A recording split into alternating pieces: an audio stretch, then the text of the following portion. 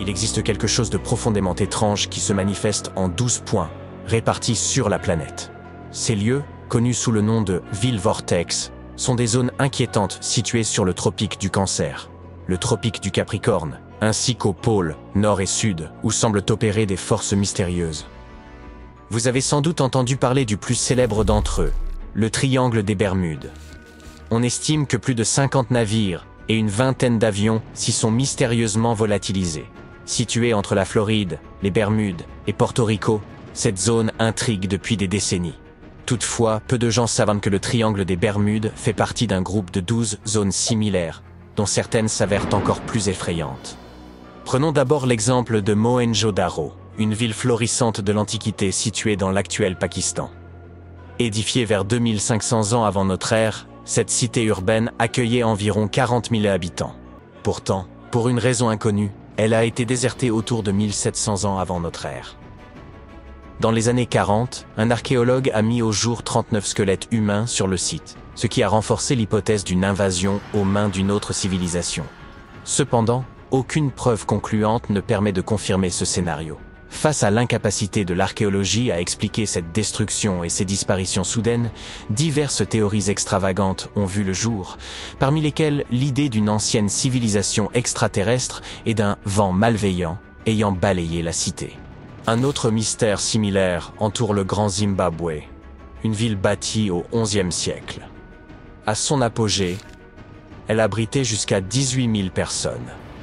Néanmoins, elle a été inexplicablement abandonnée au XVe siècle. Les investigations archéologiques menées sur ce site ont permis de révéler des éléments troublants, rendant le mystère encore plus déroutant. On a découvert 8 de ces volatiles, connus sous le nom d'oiseaux du Zimbabwe. Ces sculptures en stéatite étaient placées sur des colonnes de pierre mesurant près d'1 mètre de hauteur. Aucun autre artefact similaire n'a été trouvé ailleurs, et leur signification demeure une énigme complète. Certains avancent que chaque oiseau symbolisait un nouveau roi, tandis que d'autres théories suggèrent qu'ils représentaient des animaux sacrés, particulièrement vénérés par les gens de l'époque. Pour ajouter à l'intrigue, des récits évoquent un étrange personnage de petite taille errant parfois dans les environs, mais qui disparaîtrait toujours avant qu'on ne puisse l'approcher. Un autre site mystérieux est l'île de Pâques, qui fait partie des 12 vortex. Située dans l'océan Pacifique oriental, elle est célèbre pour ses près de 1000 statues monumentales, appelées moai.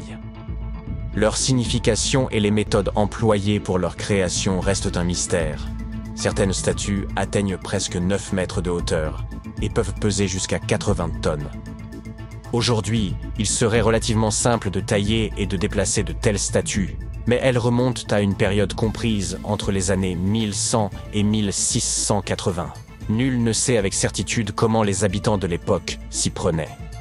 Certains chercheurs estiment qu'elles auraient été charriées à travers l'île, tandis que d'autres pensent qu'elles ont été déplacées à l'aide de rondins de bois. Les théories les plus étranges évoquent toutefois l'intervention d'extraterrestres. L'Algérie, également riche en mystères ancestraux, abrite un ensemble fascinant connu sous le nom de Djedars.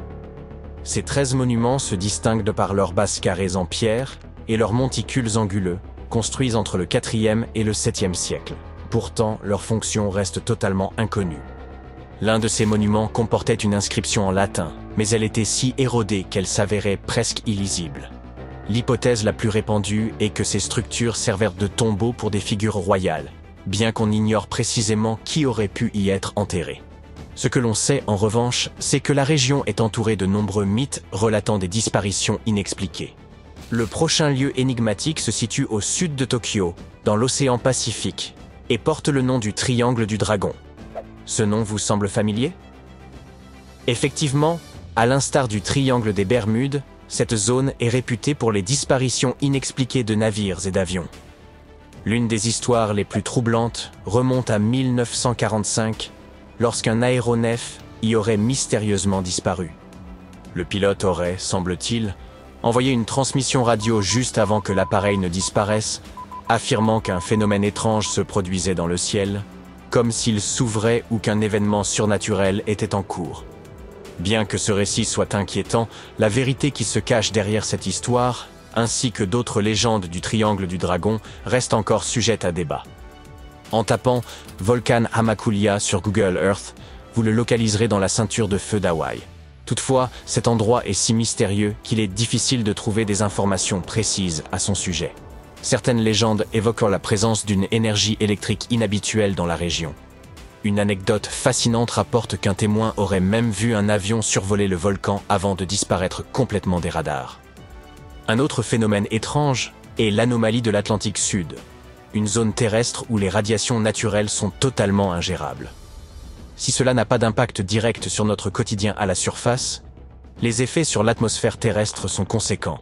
Le rayonnement y est si intense qu'il peut perturber les ordinateurs de bord des engins spatiaux et affecter les données transmises par les satellites traversant cette région. Pour contrer ce problème, des spécialistes ont équipé la Station spatiale internationale d'un bouclier supplémentaire.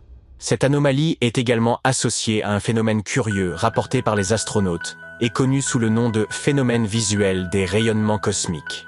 Ils décrivent avoir vu des éclats lumineux aléatoires ressemblant à des étoiles filantes dans l'espace, bien qu'il ne s'agisse en fait que d'une illusion. Enfin, du rayonnement aux activités sismiques mystérieuses, le bassin de Wharton, dans l'océan Indien, est un endroit célèbre pour ses événements tectoniques. En avril 2012, un séisme de magnitude 8,6 a secoué cette région, suscitant un grand intérêt scientifique et de nombreuses interrogations. Ce séisme a été considéré comme le plus grand séisme intraplaque jamais enregistré, se produisant au sein d'une plaque tectonique plutôt qu'à ses frontières. Ce phénomène a captivé l'attention des scientifiques, qui émettent désormais l'hypothèse que la région pourrait être en train de créer une nouvelle frontière entre les plaques australiennes et indiennes. Toutefois, ce mystère demeure pour le moment non élucidé. Dirigeons-nous maintenant vers l'océan Pacifique, et plus précisément vers la fosse des Nouvelles-Hébrides. Cette immense fosse sous-marine s'étend sur environ 1200 km de long et 70 km de large. Elle s'est formée lorsque la plaque australienne a plongé sous celle des Nouvelles-Hébrides. Cet endroit, parmi les plus profonds et inquiétants de l'océan, ne manque pas d'éveiller l'imagination. Mais les dangers de cette zone ne se limitent pas aux abysses. La fosse des Nouvelles-Hébrides est associée à plusieurs séismes ayant touché la Nouvelle-Calédonie et le Vanuatu. De plus, certaines observations intriguent les chercheurs. Par exemple, aucune trace de grenadier, l'un des poissons abyssaux les plus répandus, n'a été relevée lors des explorations scientifiques. Pourquoi ce poisson fait-il défaut dans cette fosse spécifique? Peut-être détient-il des réponses que nous ignorons encore. Passons maintenant aux deux derniers villes vortex, le pôle Nord et le pôle Sud. Ces deux endroits, situés aux extrémités opposées de la planète, partagent une caractéristique commune, des disparitions mystérieuses. L'un des cas les plus célèbres au pôle Nord remonte à 1897. Trois intrépides explorateurs, tentant d'atteindre le pôle en montgolfière, n'ont jamais terminé leur périple. Leur disparition demeure aujourd'hui l'un des mystères les plus captivants de l'histoire de l'exploration arctique.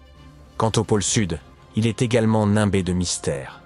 On estime que des centaines de personnes pourraient reposer sous les couches de neige et de glace de ce continent glacial.